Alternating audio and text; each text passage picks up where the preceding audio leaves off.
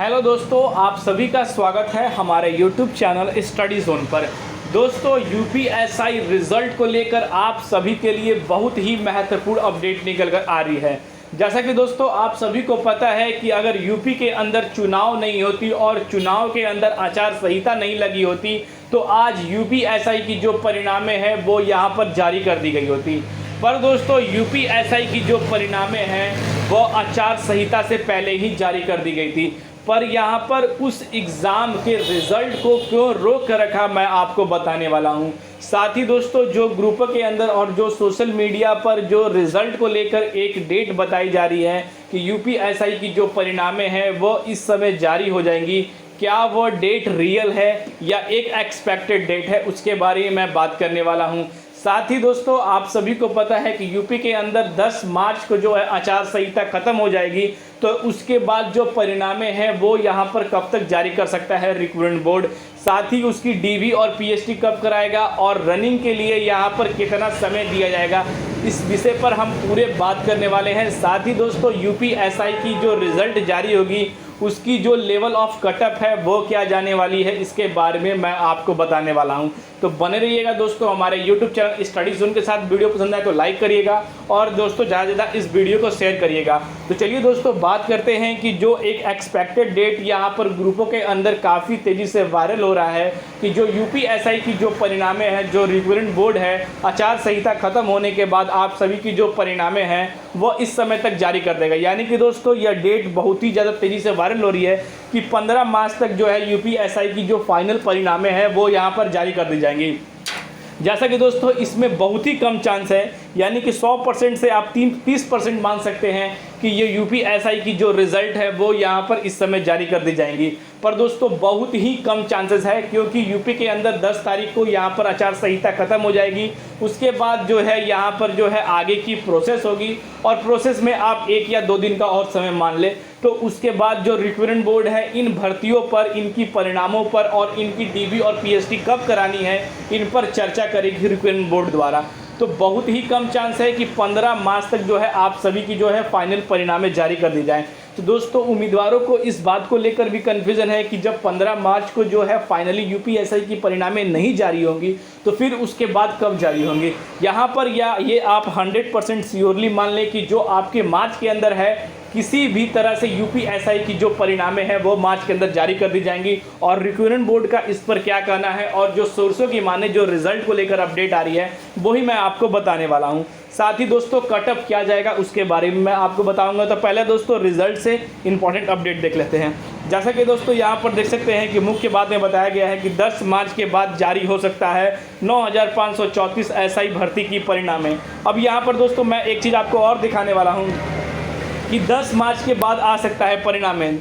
दोस्तों यहाँ पर यह समझना है कि आखिर परिणामों में देरी इतनी क्यों हुई। यहाँ पर देख सकते हैं कि दरअसल कुछ दिन पहले मुख्य सचिव अध्यक्ष के यहाँ पर जो है स्क्रीनिंग कमेटी में बैठक हुई थी जिसमें कि टीईटी परिणामों को स्थगित करने की स्वीकृति प्रदान की थी, जिसके बाद यहाँ पर देख सकते हैं कि जिसके बाद से ही कहा जा रहा था कि एसआई की परिणामें यानी कि जो एसआई की भर्ती परीक्षा की परिणामें इस वजह से होल्ड रखी गई है। यहाँ पर खबर के मुताबिक 10 मार्च के यहाँ पर देखते हैं 10 मार्च को परिणाम घोषित होने के बाद आचार संहिता हटा दी जाएगी और इसके बाद जो आप सभी की जो परिणामें हैं वो यहाँ पर कभी भी जारी कर सकती है। यानी कि दोस्तों यहाँ पर यह चीज़ आप एक नोटिस कर सकते हैं कि टीईटी के परिणामों को स्थगित करने के बाद सीधा असर यहाँ पर जो पड़ा था आपकी एसआई भर्ती को लेकर, जो स्क्रीनिंग कमेटी की वजह से यहाँ पर जो आप सभी की जो एग्ज़ाम है रिजल्ट भी इतनी होल्ड की गई। यानी कि दोस्तों यह तो यहाँ पर कंफर्म हो चुका था कि यूपीएसआई की जो परिणामें हैं वो पूरे तरह से बन के तैयार थी और कमेटी स्क्रीनिंग कमेटी के चलते ही आप सभी की जो रिजल्ट को होल्ड किया गया।